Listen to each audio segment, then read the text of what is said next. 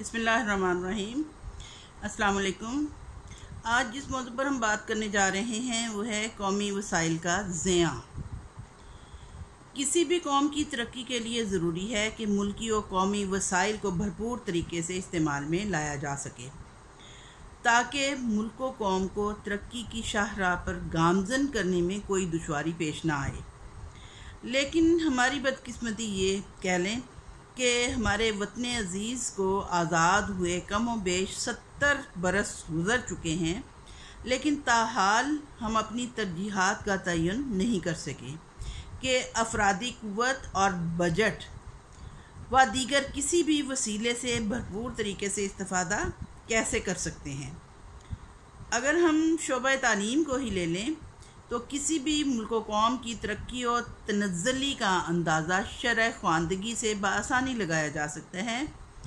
اور آزادی حاصل کرنے کے تقریباً 70 سال گزرنے کے باوجود ہمارے ہاں شرح خواندگی سرکاری طور پر تو شاید 60-65% ہے، لیکن حقیقی شرح خواندگی اس سے کہیں کم ہے۔ ہمارے ملک کی آبادی میں خطرناک حد تک اضافہ ہو رہا ہے اور اس کے نتیجے میں شہروں کی جانب منتقلی ایک خطرناک رجحان کی صورت اختیار کر چکی ہے۔ اگرچہ اس کی عام وجہ یہی بیان کی جاتی ہے کہ ملازمت کے بہتر مواقع اور تعلیم کی بہتر سہولیات اہل دے کو شہروں کی طرف رجوع کرنے پر مجبور کر دیتی ہے۔ 76% آبادی جو دیہات میں رہائش پذیر ہے اور زراعت اور اس سے متعلقہ دیگر پیشوں سے منسلک ہے، وہ تمام کی تمام آبادی اگر شہروں میں منتقل ہو جاتی ہے تو صورتحال کا اندازہ کرنا چندہ دشوار نہ ہے۔ ایک انتہائی افسوسناک صورتحال جو بارہا مشاہدہ میں آتی ہے وہ موجودہ اور سابقہ ادوار حکومت کے دوران اپنے پسندیدہ ارکان اسمبلی کو نوازنے کی پالیسی ہے، اور ان ارکان اسمبلی کے ذاتی دلچسپی کے حامل حلقہ انتخاب کو نوازنے کی پالیسی ہے۔ آج تقریباً ہر گاؤں، ہر ٹیلے اور ہر ڈیرے پر پرائمری مڈل سکولوں کی عمارتوں کی تکمیل شدہ بلڈنگ موجود ہیں، لیکن ایسی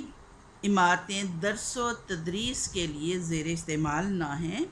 یہ بااثر افراد کے لیے ڈیرے کا کام کرتی نظر آتی ہیں، جہاں باقاعدہ تنور لگے ہوئے ہیں، مال ڈنگر اور مویشی بندھے ہوئے نظر آتے ہیں اور بیٹھک کے طور پر ان کا استعمال کیا جا رہا ہے۔ کیونکہ اتنی کثرت سے اسکول قائم ہونے کے بعد فائنانس ڈپارٹمنٹ اتنے زیادہ عملے کی تعیناتی کی منظوری دینے سے قاصر ہے، لہذا کروڑوں کی رقم ان بے فائدہ بلڈنگز کے ڈھانچے کھڑے کرنے پر تو ضائع ہو ہی چکی ہے۔ حتیٰ کہ بعض جگہوں پر اسکول تو قائم ہیں، عملہ بھی متعین ہے جو کہ گھر بیٹھے تنخواہ وصول کر رہا ہے، کیونکہ وہاں پر طلباء و طالبات کی تعداد سرے سے مفقود ہے۔ تو ایسے اسکول میں حاضر ہونا وہ بے فائدہ متصور کرتے ہیں، یہاں تک کہ خواتین اساتذہ کی تعیناتی اتنی دور دراز علاقوں میں کر دی جاتی ہے جہاں پہنچنے کے لیے 4 سواریاں بدلنا پڑتی ہیں، اور اس میں اتنا زیادہ کرایہ خرچ ہو جاتا ہے جتنی تنخواہ نہیں ہوتی، اور اس کے ساتھ ساتھ اتنا وقت لگ جاتا ہے کہ کم از کم 11 یا 12 بجے سے پہلے پہنچنا ممکن ہی نہیں ہوتا۔ تو اساتذہ سمجھتے ہیں کہ الصبح گھر سے روانہ ہونے کے باوجود جب اتنی خواری کے بعد وہاں پہ پہنچیں تو اتنی دیر میں اسکول کا وقت ہی ختم ہو چکنے کا ہوتا ہے، لہذا بہتر ہے کہ مہینے میں 1 یا 2 بار پہنچ کر حاضری مکمل کی جائے اور گھر بیٹھے تنخواہیں وصول کر لی جائیں۔ مثال کے طور پر جڑالہ نامی جگہ پر ایک گرلز مڈل سکول کی صورتحال یوں ہے کہ وہاں 9 ٹیچنگ سٹاف جو ہیں وہ متعین ہیں، جبکہ 3 عدد ملازمین درجہ چہارم ہیں، اور وہاں پہ طالبات کی تعداد صرف اور صرف 4 ہے۔ تو بتائیے بے حسی اور ملکی وسائل کی اس بے قدری سے ملک کی ترقی میں کیا اہم کردار ادا کیا جا سکتا ہے۔ صوبہ سرحد میں بننے والے 8 ماڈل پرائمری سکول جو حکومت جاپان کے تعاون سے بنے ہیں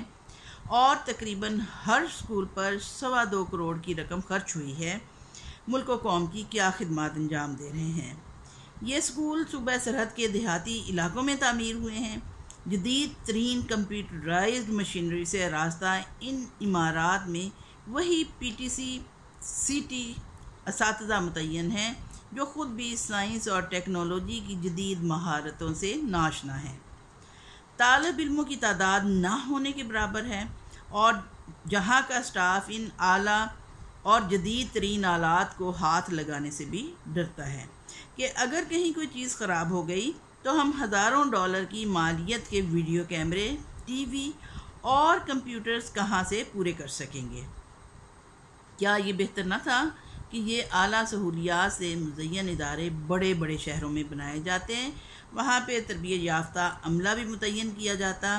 اور ان جدید ترین سہولیات سے استفادہ کر کے طلباء و طالبات کو ہنرمند شہری بنانے میں جتنی مدد حاصل ہو سکتی تھی، ان وسائل کو اتنی بے دردی سے ضائع کر کے ملک و قوم کی کیا خدمات انجام دی جا رہی ہیں۔ پرائمری سطح پر انگریزی تعلیم کو لازمی قرار دے دیا گیا اور ہزاروں انگلش ٹیچرز متعین کر دیے گئے، لیکن کسی بھی اسکول میں یہ ٹیچرز انگریزی پڑھانے سے قاصر رہے، کیونکہ شہری اسکولوں میں تو انگلش ٹیچرز متعین ہی نہیں کیے گئے، جبکہ دور دراز دیہاتی اسکولوں میں ان کی تعیناتی کی بنیاد پر نہ صرف ان کا پہنچنا کار محال تھا بلکہ اپنے فرائض کی بجا آوری بھی ممکن نہ تھی۔ اکثر و بیشتر انگریزی ٹیچرز بغیر کام کے تنخواہیں وصول کرتے رہے۔ اگر اسکولوں میں ہی موجود اساتذہ سے ہی انگریزی پڑھانے کا کام لیا جاتا تو یہ تجربہ کافی رہتا۔ جن اسکولوں میں عملہ ناکافی ہے لیکن وہاں طلباء کی بہت بڑی تعداد تعلیم حاصل کر رہی ہے، اگر ان اسکولوں میں عملے کی کمی پوری کرنے کے لیے ایسے اسکولوں سے پوسٹیں شفٹ کر دی جائیں جہاں طلباء کی تعداد نہ ہونے کے مترادف ہے تو یقیناً اس سے خزانے پر بھی بوجھ نہ پڑے گا، اور ناکافی عملے کی بنا پر جو تعلیمی حرج ہو رہا ہے اس کی تلافی بھی ممکن ہو سکے گی۔ اس کو ہم ریشنلائزیشن پالیسی بھی کہہ سکتے ہیں، اور اسٹوڈنٹ ٹیچر ریشو کے حساب سے اساتذہ کی تعیناتی کہہ سکتے ہیں۔ اور اس کے ساتھ ساتھ ہم کہہ سکتے ہیں کہ تعلیمی حرج ناکافی عملے کی بنا پر جو ہو رہا ہے اس کی تلافی ممکن ہو سکتی ہے، اور بجائے اس کے کہ جہاں آؤٹ پٹ کے طور پر تعلیمی کارکردگی کی شرح 6% ہے، وہاں پر مزید بلڈنگز اور عملہ فراہم کرنے کے ایسے اسکولوں میں جہاں تعلیمی کارکردگی بہتر ہے وہاں فراہم کیا جائے، اور ان اسکولوں میں بلڈنگز، عملے اور فرنیچر و دیگر سہولیات کے فقدان کی بنا پر جو مسائل پیدا ہو رہے ہیں ان کو دور کیا جا سکتے ہیں۔